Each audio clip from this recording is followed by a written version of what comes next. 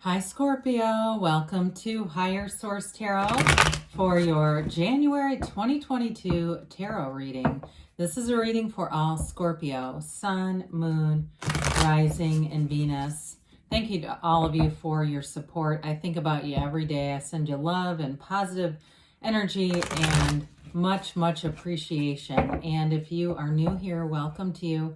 I post new readings every Friday, then again on Monday. So if a reading doesn't resonate, you can come back in a couple of days and watch a new reading. You could check other parts of your chart.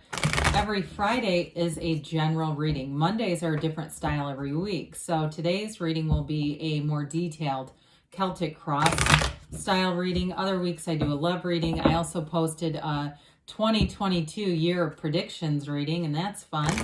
So if you like tarot and you like the channel, I'd love to invite you to subscribe to Higher Source Tarot.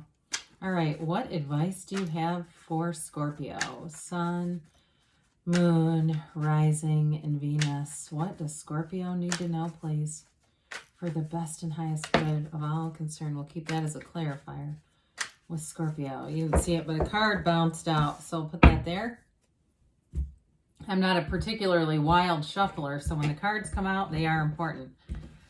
Okay, so we've got here, we'll start with the tarot, and then we'll do the angel answers. You've got the Queen of Swords in the current position. The immediate influence is the Nine of Wands. Well, if you've had it, you're tired of somebody's putting up with something, you're going to be stopping that. I can tell you that.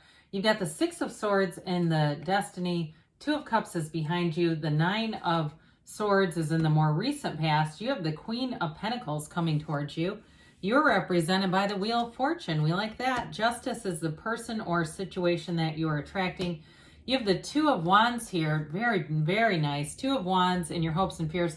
Lovers in the outcome. Well, I do feel like if you're making any kind of a change, any kind of a job change, or if it's a relationship change, but definitely changes with money, I do feel like it's going to be very positive changes that you're making. Now we need two more cards to go with this Knight of Wands who just threw himself into the mix. You got another major arcana here with the Hangman. So we've got four major arcana. We've got Gemini. We have Libra here. We have water, air, earth, and fire. All the elements, okay?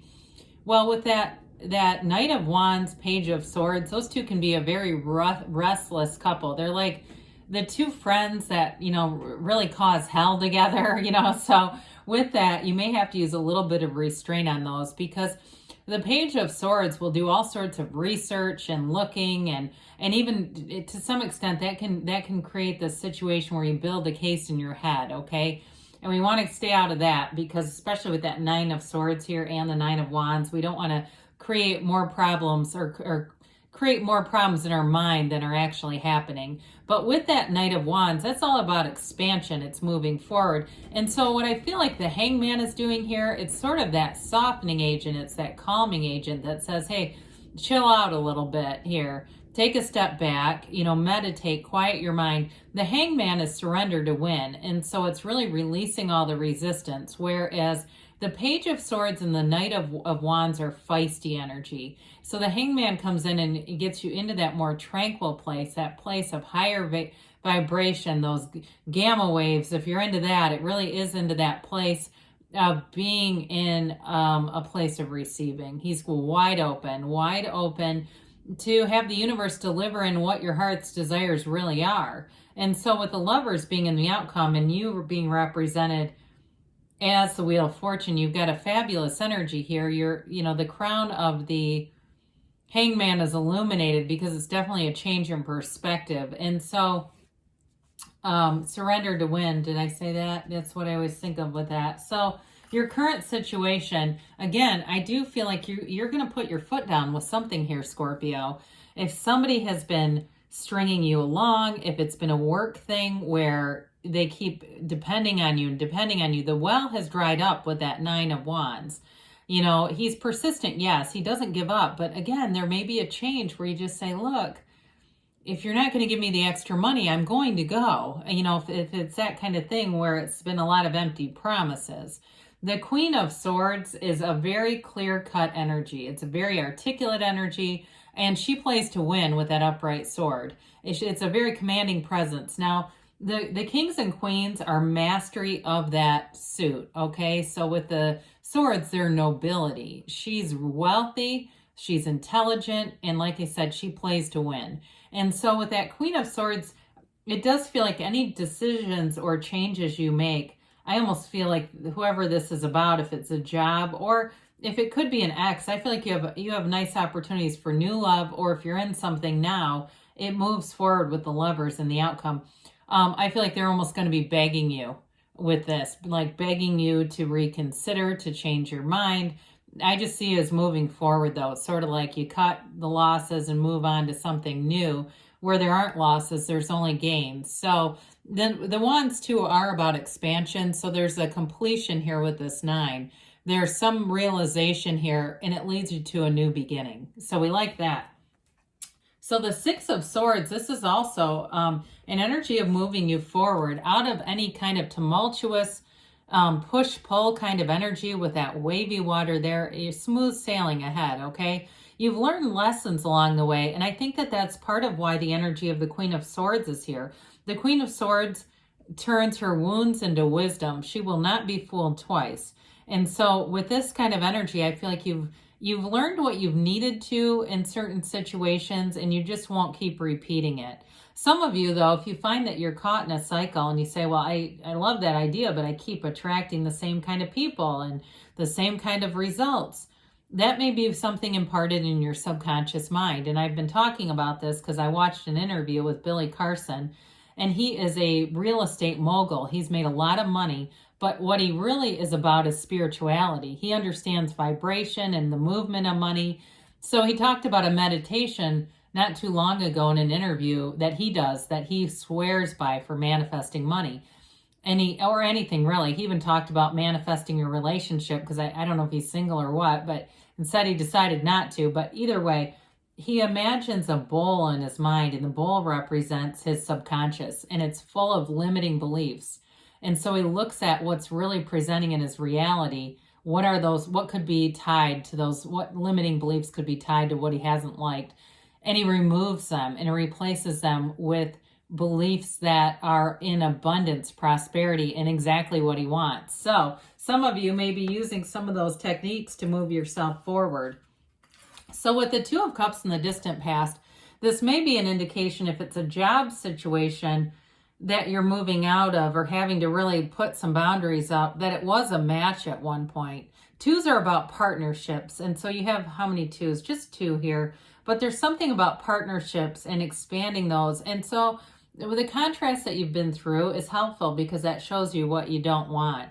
And it also represents and helps you understand the feelings that you don't want to stay in, because otherwise you'll manifest more situations like it. So with this, at some point, you go from the 2 of Cups into the 9 of Swords. Somehow something fell out of alignment, and that happens.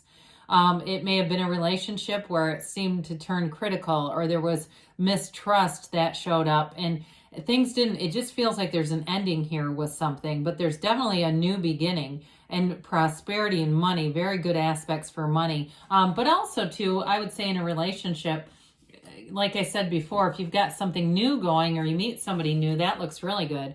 So with this 9 of Swords, that's that anxiety, that angst, the restlessness at night, sleepless nights in the more recent past. Again, 9s are about realization. So you may have had a bit of a startling realization, but know that any setback is a setup. That's moving you forward. It's that contrast that will guide you into really calling your desire forward in an even stronger way. And we say this all the time. People say bad things happen in 3s. Well, why? Because we get sick of being in that lower vibrational state by the 3rd one, and we go, I have to do something else. This has to get better, and then lo and behold, it does. So we change, that's all. We change our vibration and raise our own vibration. So with the Queen of Pentacles, things start to look up here. This is the energy coming towards you, this and the Lovers. The Queen of Pentacles is all about abundance. It's manifesting anything to do with the physical reality. So anything with your house, a new job that brings in more money. It's long-term stability, though. It's also great stability in commitments in terms of relationships. It's really being in that place where you jump in with both feet, but you don't try to get back out. You know, it's really about being in it. and really feeling that connection. It's an energy too where you may feel really connected with your community in some way, where you might go to more events, you might get out a little bit more, but it feels good. It's a very, it's like, feels like home, okay? She does tend to be a bit of a perfectionist, though, I will tell you that. So some of you may get into this place where, you know, new year, new you, and you start to really look at your life. You examine things about yourself. It could be too the physical body. Pentacles represent the physical body, but she's a very beautiful queen. So any changes you make, if you're saying, no, I'm gonna do it now, I let my body get a little bit out of whack, I'm gonna make some changes, you'll do it, you know, you'll stick to it. So you're represented here. We talked about this. You got the Wheel of Fortune as you. The person or situation you're attracting is Justice, and the Lovers in the outcome. I mean, it's really a beautiful energy here. You have, with the Wheel of Fortune, fortunate events. You're aligning with the right people, the right places. Somebody may get an unexpected hit on a job where all of a sudden you get an email. I get somebody else too. If you've been writing or something, getting like an email from a publisher. It's something like that where it's very much seems out of the blue, but you've been calling it forward. And so you've set the wheels in motion already. Now with this is the wheel of life. It opens a portal into the divine, this wheel does. And so it allows you to access your higher self, the intuition. And those may be signs from the universe where you get those intuitions, or you keep hearing a song in your head. You keep hearing this damn song and you go, why is that? And then all of a sudden you walk in and it's playing somewhere else. Really listen to those lyrics. Those are all communications leading you forward, telling you that you're in alignment. Now with this too, you've got the Sphinx, you've got the sword up right here, as well as with the Queen of Swords. That indicates successful conclusions. So with that Sphinx, he doesn't move, okay? He stays stationary because the changes around you are for your benefit. So they don't cause you to feel out of control. It's more like feeling in control, knowing that you're calling this forward. You have power in a situation. If it's a job too, you may find that you get a better job because, let's face it, people are looking for workers. Now is not the time to mistreat employees, for sure. So I do feel like too, or some of you might have a chance if you do something on your own, you've got like a little side hustle, that may really pick up in this energy. So with the Justice card here, again, it's the environment or person you're attracting. If it's a love relationship, I do feel like this makes a great partner. Very integrous, honest, upstanding. You know, they speak the truth. They're not afraid to communicate their feelings, and they mean what they say. I feel like this is a person who has no hidden agenda whatsoever. If it's a job situation, again, if you enter something new, there's nothing hidden. There's no sort of, you know, CYA covering up stuff. That's really somebody who intends on doing everything they say. And I also feel like they don't offer things they can't deliver, okay, in this energy. This can also be writing a situation. So I mentioned before, if you leave something and the person is very desperate to get you back in some way, I do feel like they may even just communicate to you their regrets. You know, if it seems like they're almost embarrassingly, you know, groveling to get this to work, I do feel like they'll, at the very least, though, say, I'm sorry it worked out that way. And I do think that's coming from a genuine place. So the Two of Wands has you in the energy of cultivating your life, building a future. It's travel as well. You have travel here a few different times. So for some of you, you may be in a job where you have more ability, more freedom, autonomy to travel, move around, even to work while you're away. I do think it opens some doors for you, though, with this. The Two of Wands is a card of success. It's expansion. It's moving things forward. So in a love relationship, too, it's all about planning for the future and building a life together. So with the Lovers here, you've got a beautiful energy here, of course, for any love relationships. The sun shines down on Adam and Eve, and they're, of course, always connected to this archangel. And it's all about making decisions. So some, you might be starting right where you're at and saying, I'm not in a relationship, but I sure would like to be. It's really loving where you're at right now, being in the place of that appreciation, feeling love in the smallest, simplest of things, because you're going to emanate that and you'll attract it back.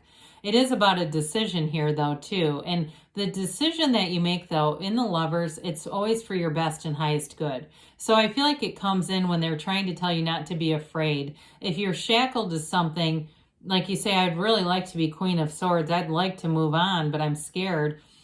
This is that energy where they're telling you you're not going to make the wrong choice. And so with this, it's divinely guided. It's beautiful inside and out. It's being in that place of manifesting a life that you love. So let's see here what the angels have to say for you, Scorpio. I'd say that's a good way to start off 2022 in that energy of upliftment. And, you know, there's harmony too in the Lovers. So it's the people around you. You're in sync with them. You're all working together for the best and highest good. And isn't that refreshing, right? There's not this competition or trying to screw people over. All right, let's see here.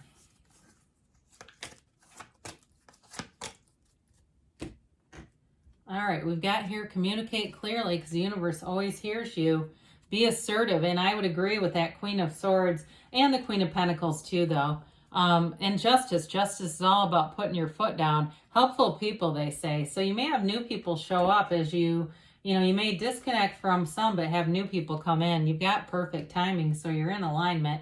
And you've got a yes. You can have, do, or be anything here, Scorpio. I love you, and I'll be back again soon.